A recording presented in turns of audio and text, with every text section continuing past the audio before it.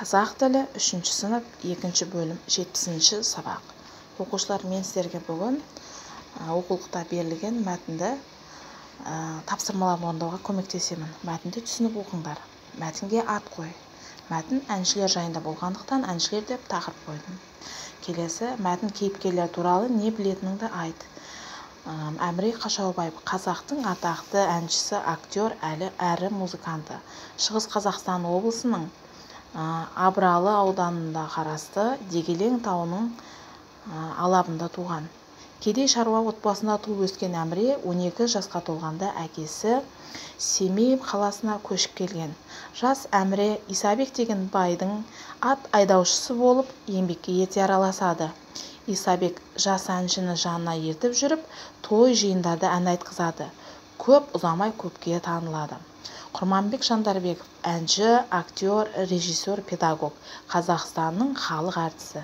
Келесі тапсырма, мәтіндегі зат есімдерді тап, олардың жалғыз есім екенін немесе жалғыз есім екенін анықта.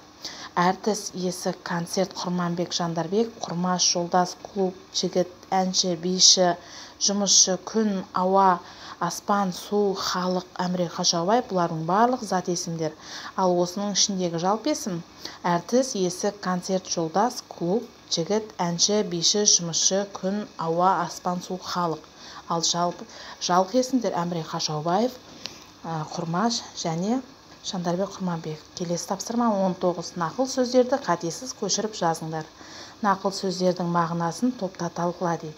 Талапты бала талпынған құстай, құмары қанбас аспан қошпай. Адам баласының ең жаманы талапсыз, сол себептен талапсыз болмаңдар.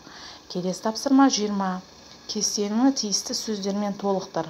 Бас әріппен жазылатын сөздер және оның мағынасы. Қарағанды бұл қаланың аты, талаптың пайдасы әңгіменің аты.